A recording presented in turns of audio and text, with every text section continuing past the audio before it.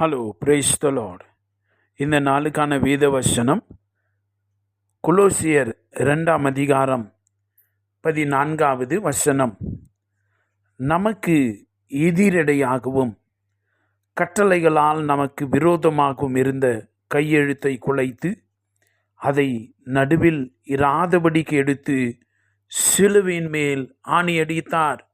நமக்கு ஜெயம் கொடுக்கிற தேவனுக்கு மகிமை உண்டாவதாக.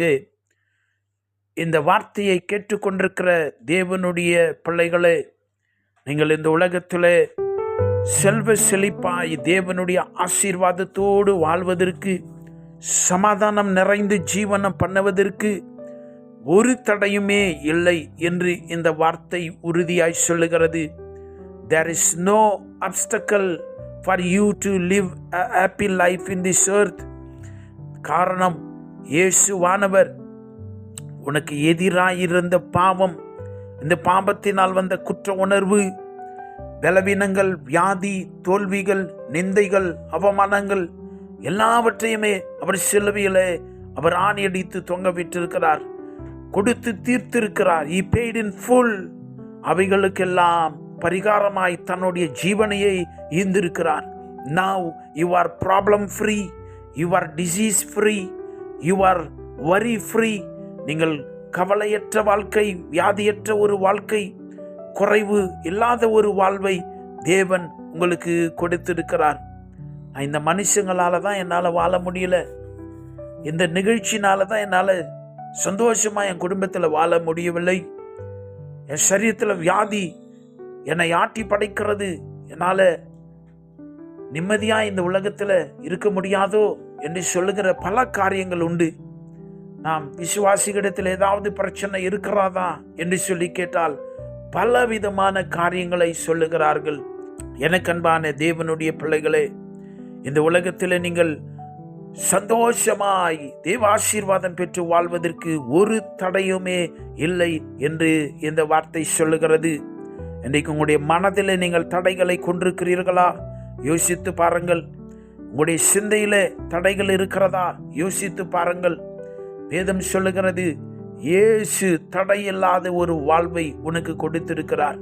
விடுதலையான ஒரு வாழ்க்கையை இயேசு கொடுத்திருக்கிறார். குமாரனாகி இயேசு அந்த விடுதலையான வாழ்க்கையை உங்களுக்கு நிச்சயம் செய்திருக்கிறார்.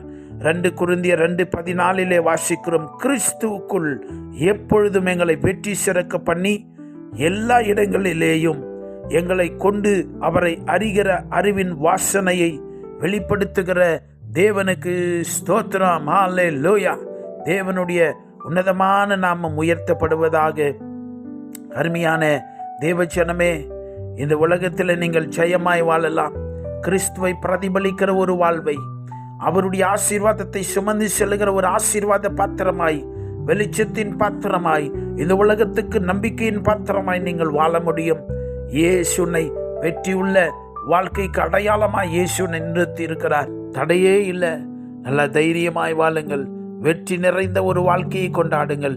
இயேசு ராஜா உங்களோடு இருக்கிறார். நாம் செபிக்கலாம். மகா பெரிய கிருபை நிறைந்த தேவனே, மக்கு ஸ்தோத்திரம். எங்களை அளவற்ற அன்பினாலே எம்மோடு சேர்த்து கொண்டீரே.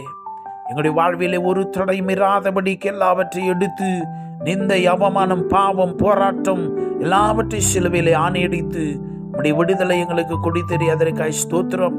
இன்னைக்கு நாங்கள் இந்த விடுதலையும் ஜெயத்தின் வாழ்வை நோக்கி ஆண்டவரே வாழவும், உம்மை இந்த உலகம் காணவும் நீர் கிருபை செய்வீராக. இந்த நாளில் உம்முடைய மகா பெரிய கிருபை இரக்கங்கள் உம்முடைய பிள்ளைகள் ஒவ்வொருவரையும் நிரப்ப வேண்டுமாய் செபிக்கிறோம். ஜெயமான ஒரு வாழ்க்கை அவர்கள் காணட்டும். இயேசுவின் நாமத்தில் செபிக்கிறோம் பிதாவே.